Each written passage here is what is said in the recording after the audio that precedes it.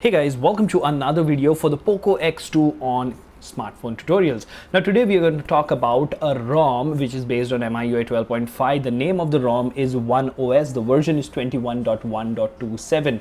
Now this is not going to be a full-fledged review, although I have been using this ROM, the POCO X2, for the last 3 to 4 days, if you will. I have done a Geekbench test and a few gameplays and stuff. I will be bringing this to the live stream. This is sort of a quick review, what to expect, what all I have noticed till now, and you can let me know in the end of the video in the comment section if you want to see a full review wherein I pop in my SIM card there, I use it as my personal phone for a couple of days and give you a full review from a daily driver point of view. But before we get into all of that, if you haven't already, please subscribe and hit the notification bell icon so that you get notified every time I upload a video.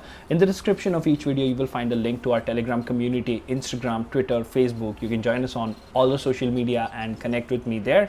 And last but not the least, if you think the hard work is worth the effort, please click on the join button and support the channel. Now, without further ado, hello awesome people. Welcome to Smartphone Tutorials. My name is Kailash. Let's get going.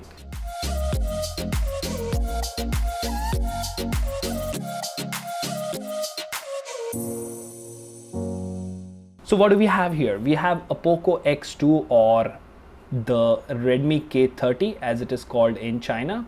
So if you go to settings, you go to my device and you go to all specifications. The name of the ROM is One OS, as I mentioned earlier. Android version is Android 11 and the security patch is latest. I believe it's the Jan security patch. So we don't have the February security patch as well. Of course, this is 6GB variant. That is what I am using over here. So what I'd like to share as the initial impressions over here is that this is very close to EU, but they have made a lot of subtle changes which makes this, in my books, a slightly better build than the EU ROM.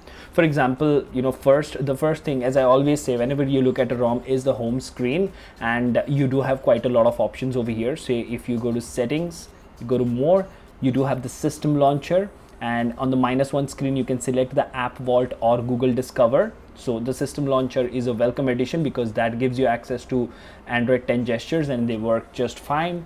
The Google Discover feed works as expected, and as you can see, the icon animations are working, right? The app opens really quick, and I did find it that this is slightly faster than EU, slightly smoother than EU, and they've made a lot of subtle changes to differentiate themselves from the EU ROM. All right, now if you then go to the look aspect of this particular ROM, for example, if you go to themes and you go to my account and you will go to themes over here, you do have a lot of baked in themes. Right now I'm using the Oxygen OS theme, and to apply it perfectly you have to reboot the phone. That is one small issue that has been plaguing MIUI for a very long time now.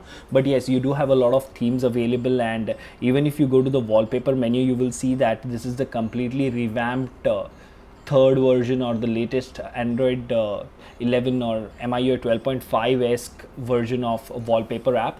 You do have all the available options there, although it does say that to use super wallpapers. You do have a lot of super wallpapers, by the way, and to use that you have to have always on display enabled, and I for one was not able to get it working, so because I can simply not find it in settings. So let me show you here real quick. Say if you go to settings and you go to wallpaper and personalization, say you want to set the earth super wallpaper or snowy peaks super wallpaper over here, there you go, hit apply. It says turn on always on display in settings first. Okay, so then we can actually go to say lock screen. We should have always on display somewhere over here, because on my other Xiaomi devices this is where I find always on display. In display as well, you should have always on display somewhere at the bottom. Say if you go to lock screen, again you come to the same menu. So sort of not able to find where always on display is. Might be a small bug, might be a bad flash, I don't really know that, but nonetheless that doesn't stop us from exploring the ROM. You have the completely new revamped wallpaper and personalization menu, ringtones, notifications, themes, all in one place, which looks really great and really beautiful.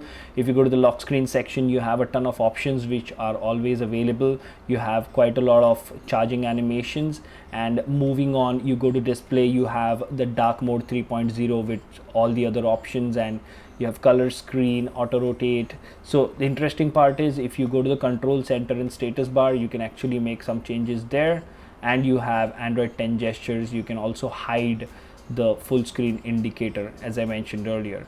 Now if you actually go to notifications and control center, you will see that if you click on this, you have the new control center style menu, which is with a preview and stuff. So that is a neat addition. Now overall, the reason I'm previewing this ROM is because I was really impressed that on a device that is powered by a Snapdragon 730, how smooth MIUI can run even on a custom ROM. Now we will test this in gaming, and I have done a benchmark, so we will talk about that, but we have a few things to cover. For example, in passwords and security, the fingerprint works absolutely fine, face unlock works absolutely fine. Under battery, you have the new options of battery when you have the ultra battery saver. And if you have a look, click over here or over here, there you go, you have the ultra battery saver, and the standby times and everything else has been pretty great. I have played Call of Duty on this as well. If you go to additional settings, you have your usual LED lights and all the other options available. Under special features, you have game turbo, video toolbox, so you have floating windows, second space, MIUI lab. AI preloading is something that I've enabled, and do make sure you enable it. You have screen time, hit agree. So screen time is digital well-being basically. So everything in settings is working fine, and what amazes me is that I don't have any force closures, I don't have any stutters on a 700 series chipset. So that makes things really interesting, and you would see how easily the notification tiles or the notification drawer comes down without any major lag or anything. Now talking about the performance, if you actually go to Geekbench over here, all right, you will see that I have run this on 8th of Feb. We are almost a week on this particular ROM, 546 and 1652. So that's a pretty decent score is what I would say. I did play PUBG on it, I did play Call of Duty Mobile on it, screen recorder works fine. Now one important aspect over here is One OS space. Now the reason this ROM probably runs so smooth is they've tried their best to go ahead and debloat it as much as they can, because once debloated, they have given us an option that you can actually go to this One OS space and you can download the additional things that you want. You have App Vault, Gcam downloader, this, that, you have Google Photos, I don't know why it says Fondos over there.